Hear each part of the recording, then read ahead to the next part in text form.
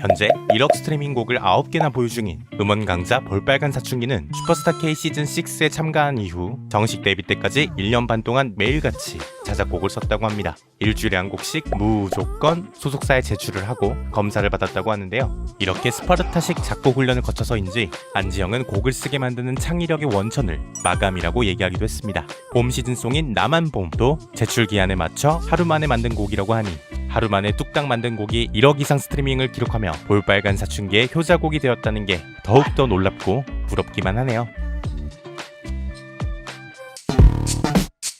이외에도 알고 들으면 볼사 음악이 더 좋게 들릴 만한 재미난 썰들이 많아서 지금부터 하나씩 풀어보려고 합니다. 볼빨간 사춘기에게는 원래 회사에서 붙여준 전담 프로듀서가 있었는데 프로듀서가 만든 곡들이 자신들에게 너무 맞지 않았다고 해요. 그래서 회사가 볼사에게 다른 제안을 하죠. 그럼 너희가 직접 곡을 써라. 자체 프로듀싱으로 방향을 바꾸고 앞서 말했듯 곡을 일주일에 한두 곡씩 만들어낸 건데 결론적으로 볼빨간 사춘기란 이름과 딱 맞는 곡들이 탄생했고 아기자기하고 풋풋하고 뭔가 익숙한 듯 독특하지만 귀에 착 감기는 볼빨간 사춘기의 음악은 대중의 마음을 움직이기 시작합니다. 볼빨간 사춘기의 대표곡이자 출세곡인 우주를 줄게도 안지영이 하늘만큼 땅만큼 좋아해 라는 표현이 있는데 너무너무 좋아하면 우주만큼 좋아해 라고 할 수 있는 거 아닌가? 라는 발상에서 곡을 만들게 됐다고 해요. 우주를 줄게가 수록되어 있는 첫 번째 정규 앨범 레드 플래닛은 소녀 감성의 결정체 같은 앨범입니다. 곡마다 각기 다른 사연이 있고 또 이 사연들은 공감대를 형성하여 대중으로부터 좋은 반응을 얻었는데요. 현실감 넘치는 가사들 때문에 많은 사람들이 곡을 만든 안지영을 연애 고수라 오해하는 일이 벌어지기도 했습니다.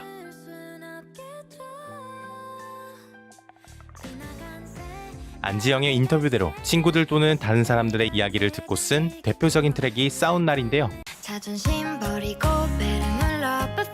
너무나도 리얼한 가사 때문에 소속사로부터 너의 실제 경험담이냐 지금 연애하냐 와도 같은 추궁을 당하기도 했다고 합니다. 하지만 이 트랙은 본인의 경험담이 아니라 친구의 이야기라고 라디오에서 직접 밝혔는데요. 이 노래를 듣고 자기 마음을 그대로 적어놔서 놀랐다는 사람들이 많은데 노래의 실제 주인공인 친구는 어떤 반응이었을지 궁금하네요. 물론 레드 플래닛에는 친구의 경험담이 아닌 진짜 실제 안지영의 이야기를 녹여낸 곡도 있죠. 안지영이 고등학교 시절 누군가를 좋아하며 느낀 감정을 토대로 만들었다는 초콜릿을 들으니 이 노래도 떠오릅니다.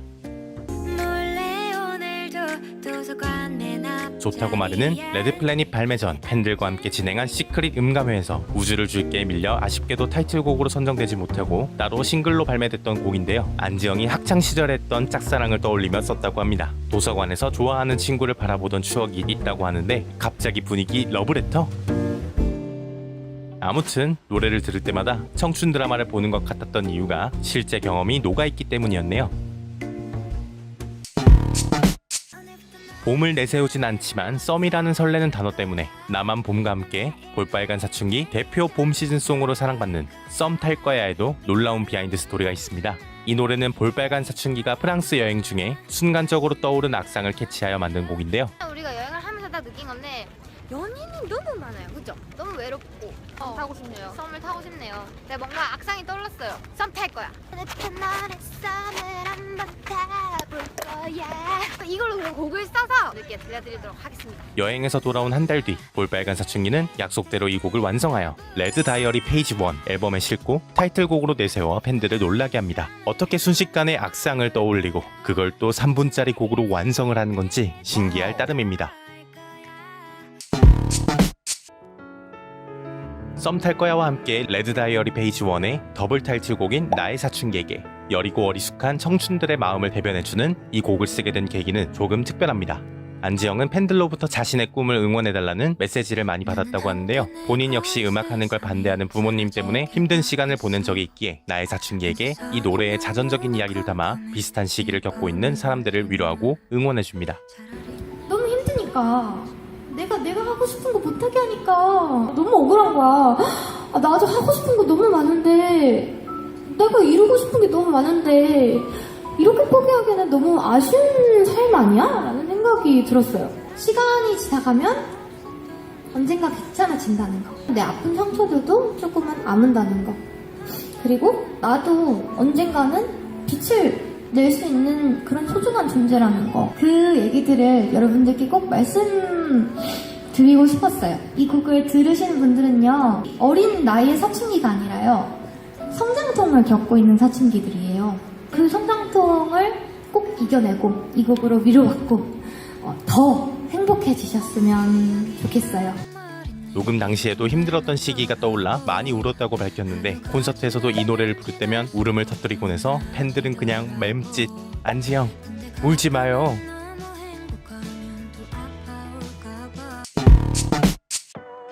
시간은 흘러 20대 중반에 접어든 25 볼빨간 사춘기는 2-5라는 앨범을 통해 음악적 변화를 시도합니다. 타이틀곡인 워커홀릭에선 기타, 오르간, 스트링, 빅드럼 등을 활용하여 전보다 다양해진 사운드를 선보이고 보컬 역시 한층 더 강렬해졌죠. 곡의 메시지도 풋풋한 연애 감정이나 사춘기 시절의 고민을 담아냈던 예전 곡들과는 달랐는데요. 안지영이 음악 작업을 하다 거울 속 자신의 초췌한 모습을 보고 쓴 곡이라고 합니다. 여러 면에서 이전과는 다른 시도를 보여줬기에 이전부터 제기되어 왔던 자기 복제 비판을 의식한 것이 아니냐는 얘기가 나오기도 했는데 안지영은 이에 대해서도 분명하게 입장을 밝히죠. 자기 복제라는 말을 사실 정말 많이 들었어요. 네. 또 저희가 직접 쓰다 보니까 사실 색이 비슷한 거는 너무 어쩔 수 없이 당연한 사실인 것 같더라고요. 친구들이 스타일을 바꿨다라고 생각하실 수도 있겠지만 다양한 음악을 할 수 있는 친구들이라는 것을 보여줄 수 있는 발판 혹은 계기가 되지 않을까 싶습니다.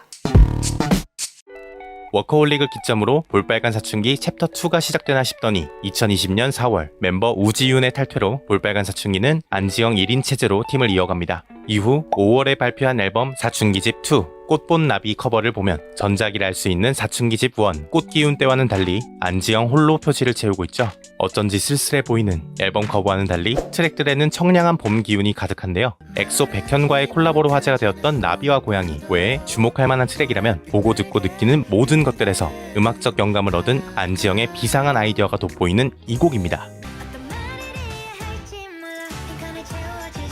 빈칸을 채워주시오? 노래 가사에 흔히 쓰이는 표현은 아닌데 뭐죠 이거? 요즘 이제 때문에 좀 안 좋잖아요. 그래서 항상 집에만 있다가 문제집을 풀기 시작했어요. 너무 할 게 없으니까 토익이라던가 이제 한국사 공부를 해볼까 하다가 이제 관두긴 했거든요. 너무 힘들어가지고 문제 빈칸을 채워보시오 뭐 이런 게 되게 좋은 아이디어라고 생각이 들더라고요. 공부는 비록 관두긴 했지만 문제집 풀다가 이런 띵곡을 만들고 천상 뮤지션이네요 정말. 볼빨간 사춘기 그리고 안지영의 음악은 ING 현재 진행 중입니다. 자신을 빗대어 워커홀릭이라는 곡을 만들 만큼 음악 작업에 몰두하는 안지영은 현재에 안주하지 않고 계속해서 새로운 방향을 모색하는 듯 하는데요. 최근 2년 동안 발표한 곡들을 보면 미디엄 템포의 레트로 디스코곡 댄싱 카툰, 브라스 사운드와 자존감을 높여주는 가사가 인상적인 빨간 립스틱, 밴드 사운드가 더해진 록 장르의 곡 나비 효과, 스트링 편곡의 정통 발라드곡 너는 내 세상이었어 같이 장르적으로 새로운 시도를 하며 깊고 넓어진 음악 세계를 보여주고 있습니다. 그리고 2022년 4월 볼빨간 사춘기는 서울이라는 싱글로 멋지게 돌아왔습니다. 서울이라는 도시에서 각자의 꿈을 그리던 우리들의 모습을 다시금 떠올리게 하는 이번 신곡은 미디엄 템포의 시원한 사운드가 일품인 봄과 초여름을 위한 맞춤형 음악입니다. 역시 K음원 깡패답습니다. 여러분이 좋아하는 볼빨간 사춘기의 노래는 무엇인가요? 그게 어떤 노래든 그 노래는 지금 여러분의 마음과 가장 닮아 있을 것 같네요. 안지영은 위로와 공감에 가장 뛰어난 재능을 갖고 있는 아티스트니까요. 오늘 에피소드 재밌게 보셨다면 좋아요 부탁드리고요. 알려주고 싶은 볼빨간 사춘기의 노래와 비하인드 스토리가 있다면 댓글로 남겨주세요. 저희는 다음 주 목요일에 돌아올게요. 안녕!